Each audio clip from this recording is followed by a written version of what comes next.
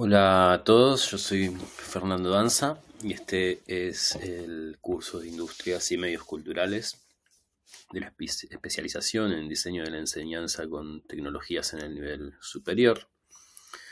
Es un curso en el que vamos a tener 3 módulos en total. Voy a presentar para cada uno de esos módulos un video.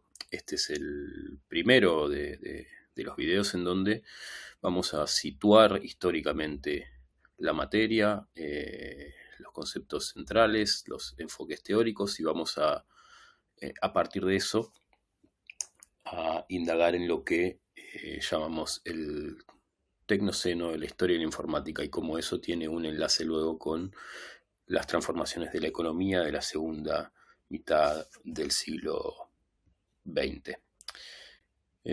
Como decía recién, comenzamos este curso situándonos en el marco del tecnoceno, un concepto de Flavia Costa. Sí, que Flavia Costa define, concepto de Flavia Costa que define la época en la que la tecnología deja de ser una herramienta. Comenzamos este curso situándonos en el marco del tecnoceno, concepto de Flavia Costa que define la época en la que la tecnología deja de ser una herramienta para convertirse en el entorno en el que vivimos. No se trata solamente de más tecnología, sino de que lo digital pasa a estructurar la economía, los vínculos y las diferentes dimensiones de la vida. Según Costa, el tecnoceno comienza a mediados del siglo XX y se acelera en los 70 con el microprocesador y la informática personal. Para Costa, más que una categoría técnica, el tecnoceno es una hipótesis cultural. Si vivir en un mundo mediado por lo digital exige nuevas herramientas para pensar la cultura, el poder, el tiempo e incluso la subjetividad. Ese es el punto de partida de este curso. Para entender aquello que sentó las bases de lo que recién mencionamos como el tecnoceno, tenemos que retroceder unos años a ese mundo de la posguerra que bien describe Hobsbawm en su Historia del siglo XX. En esos años se produce una integración profunda de las innovaciones tecnológicas en la vida cotidiana. La posguerra trajo una explosión de innovaciones tecnológicas que se trasladaron luego, del ámbito militar al civil. Esto impulsó un auge sin precedentes del consumo doméstico, con la proliferación, por ejemplo, de electrodomésticos, de medios de transporte y de nuevas formas de comunicación, una historia que más o menos todos aquí conocemos.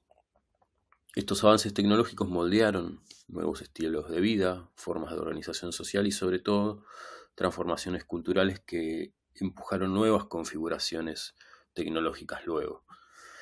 Esto último que menciono es importante, ya que dado el hincapié que hacemos en la tecnología durante todo este curso, podemos contribuir a crear la sensación de que la tecnología determina el resto de las dimensiones de la vida, ¿sí? La cultura, la sociedad, la política e incluso la educación que interesa particularmente a esta especialización.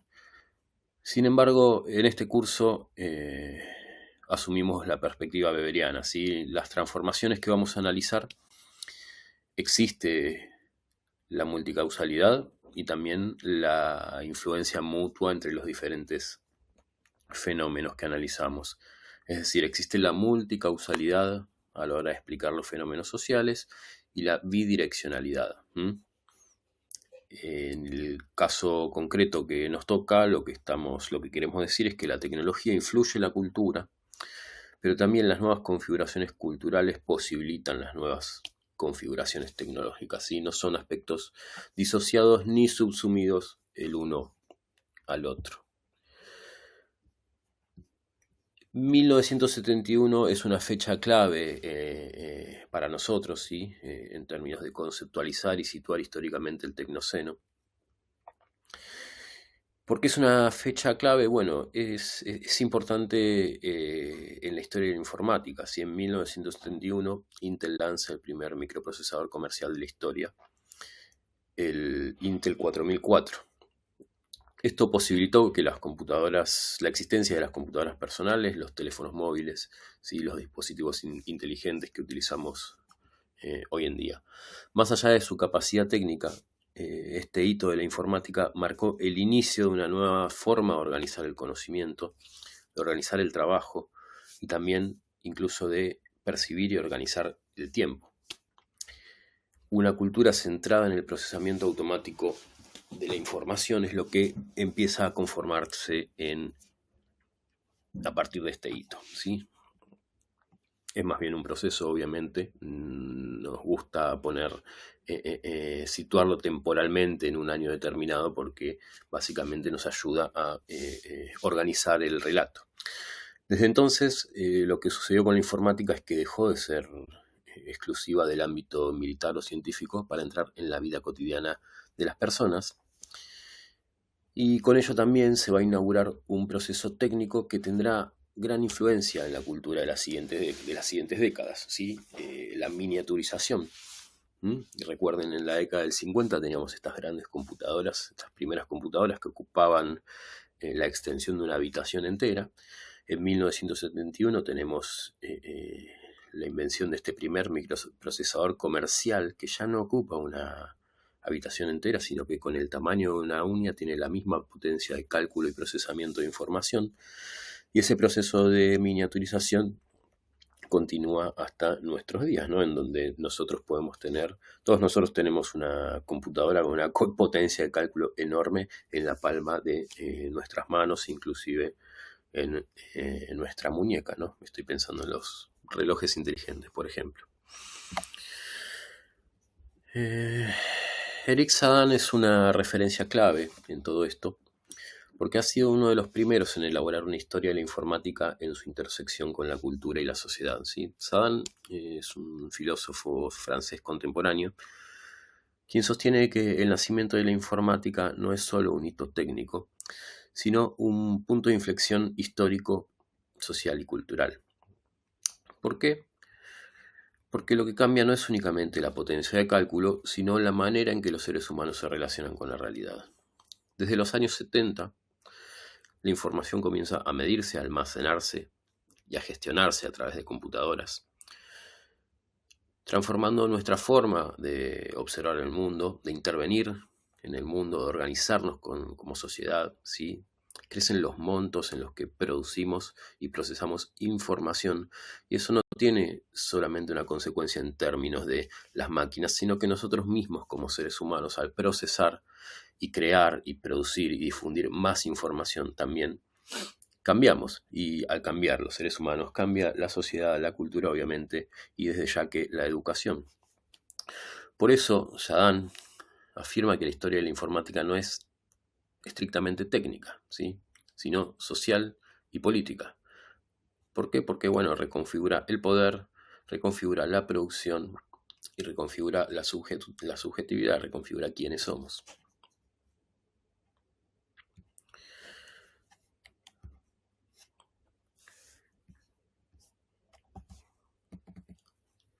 La segunda etapa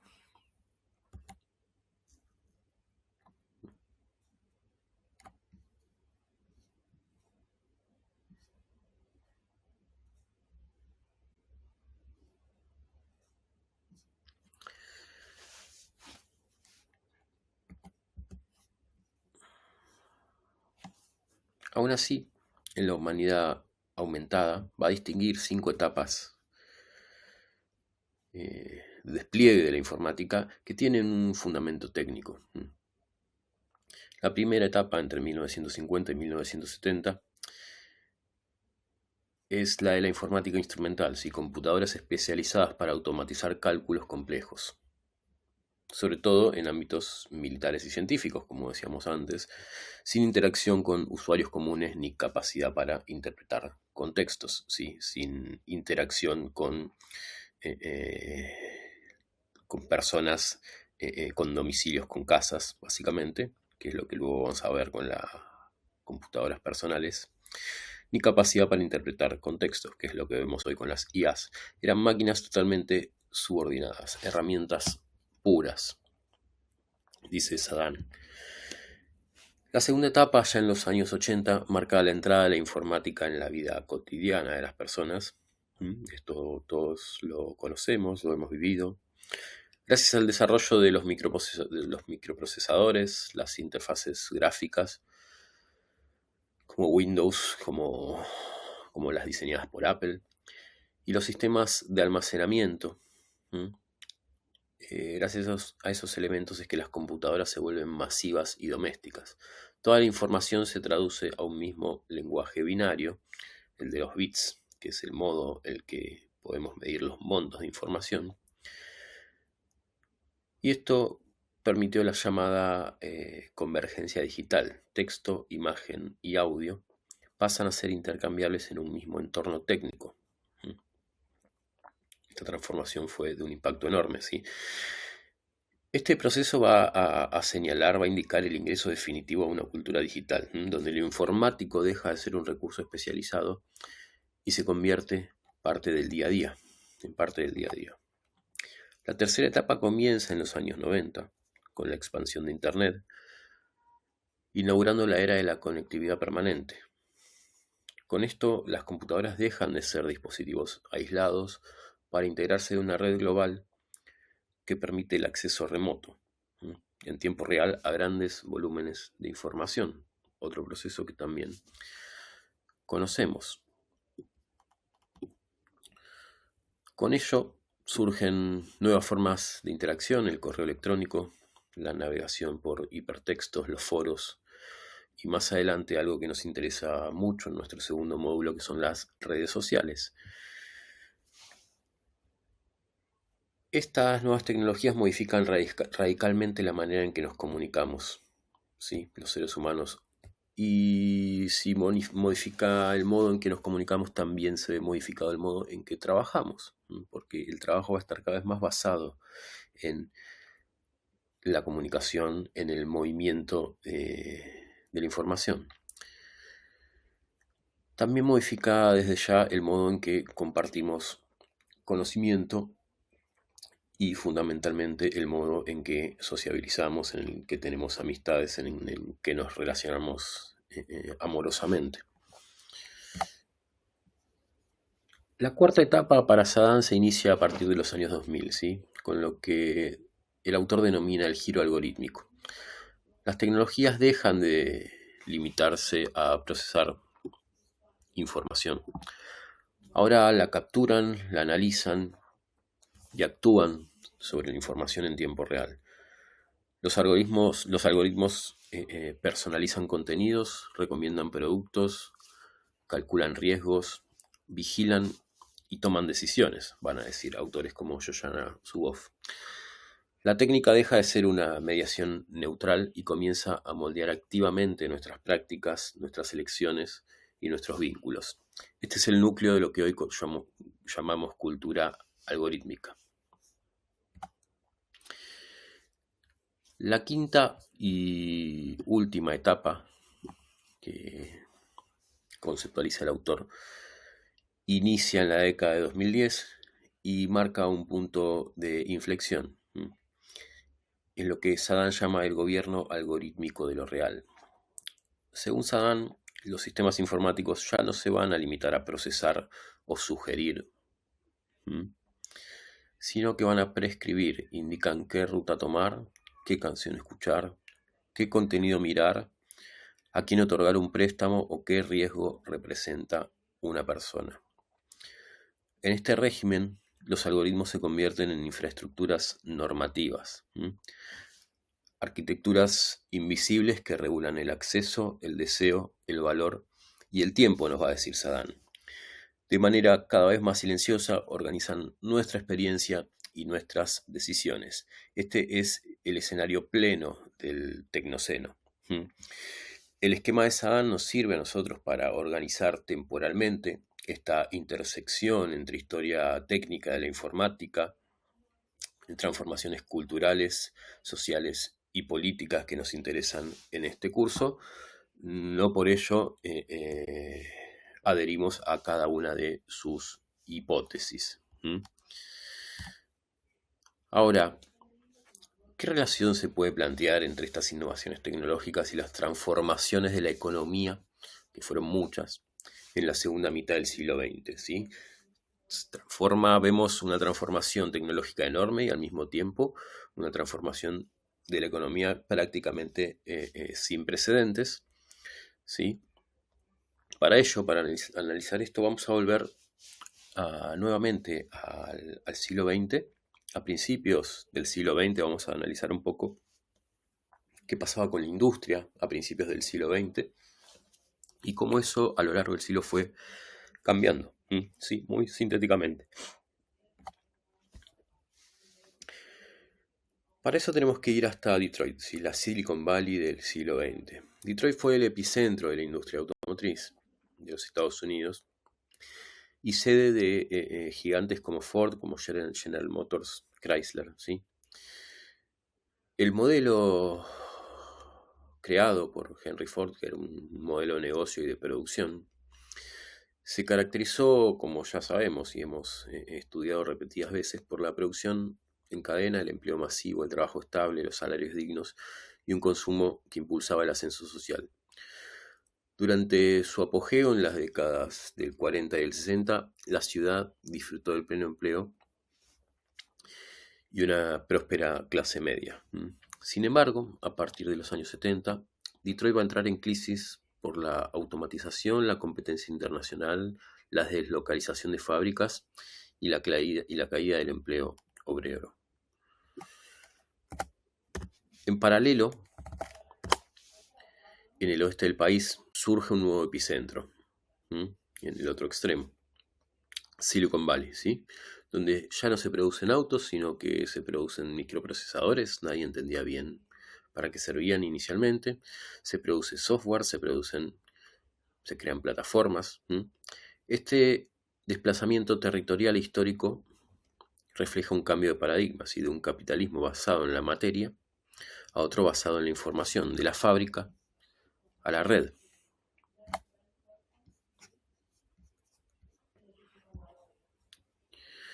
En la imagen podemos ver la Highland Park de Ford, ¿sí?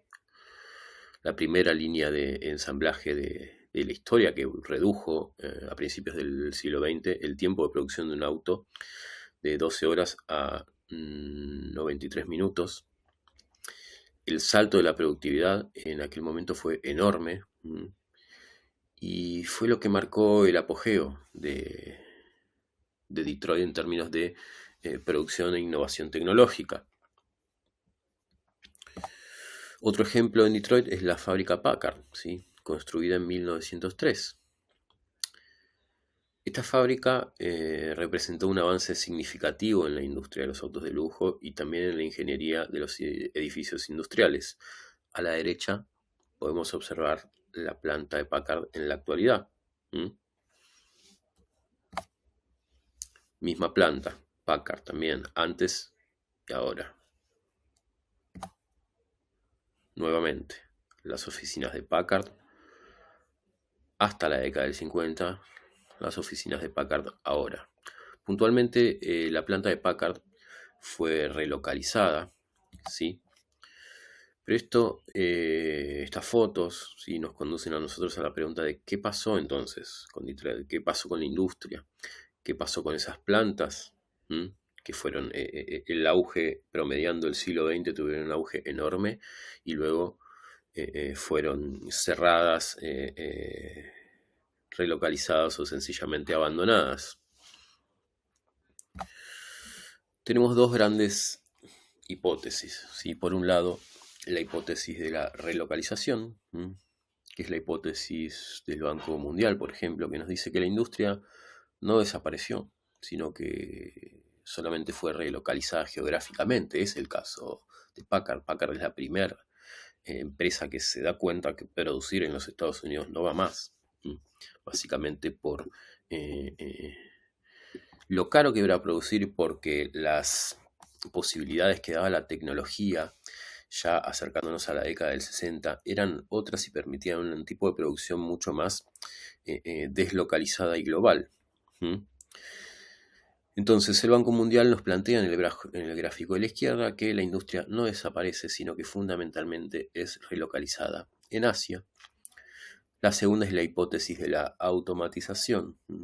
La informática aplicada a la industria destruye los puestos de trabajo, una hipótesis que ganó terreno en la década del 90 y que podemos sintetizar con el título de El fin del trabajo, y que aparece aún hoy, ¿no? Está la idea de que la inteligencia artificial va a reemplazar el trabajo humano, ¿sí? Se habla de la automatización y destrucción de muchos puestos de trabajo.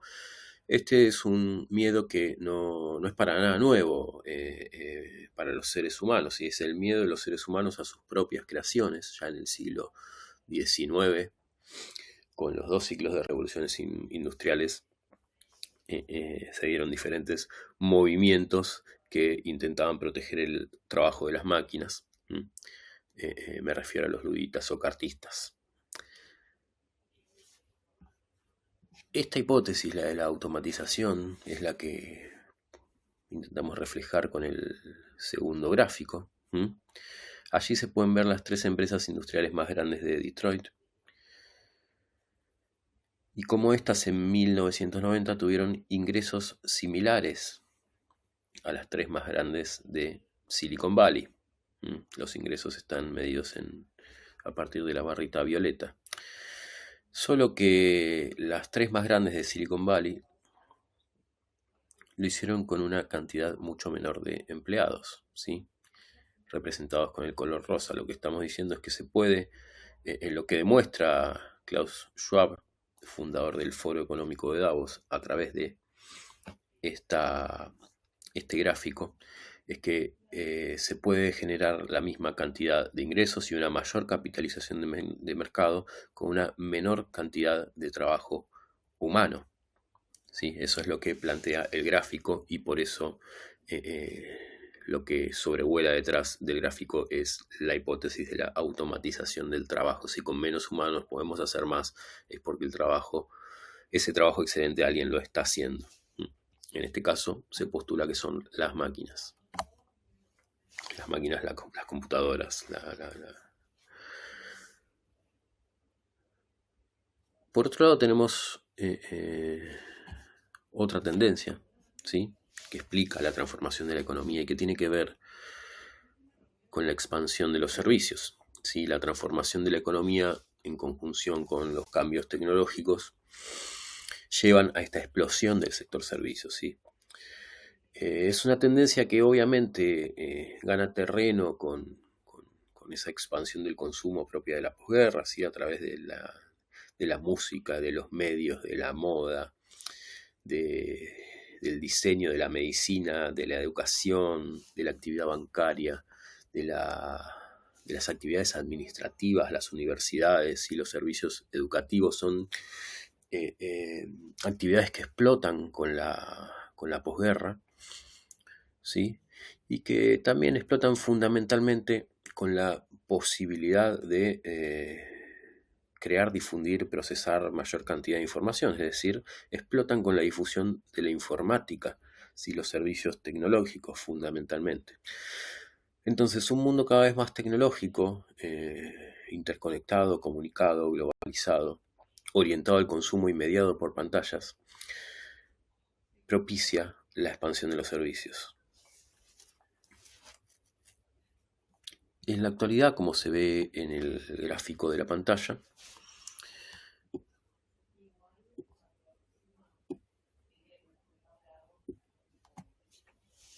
el sector servicios representa más del 70% del PBI en economías desarrolladas, y es cada vez más alto en economías en desarrollo que acceden al consumo de servicios. ¿Sí? Por ejemplo, China, cuando hablamos de un crecimiento de los servicios, estamos hablando de economías que pueden consumir. Por eso, Estados Unidos, por ejemplo, tiene una economía cuyo PBI está el 80% vinculada a servicios. Esos servicios tienen que ver con el entretenimiento, con el consumo, pero también con el desarrollo de software y de servicios tecnológicos desde ya. Y vemos que la barrita rosa de servicios para el caso de China también es una barra que es menor, pero que crece, ¿sí? Si observan bien el gráfico, queda reflejada la hipótesis de la relocalización más que de la automatización, ¿sí?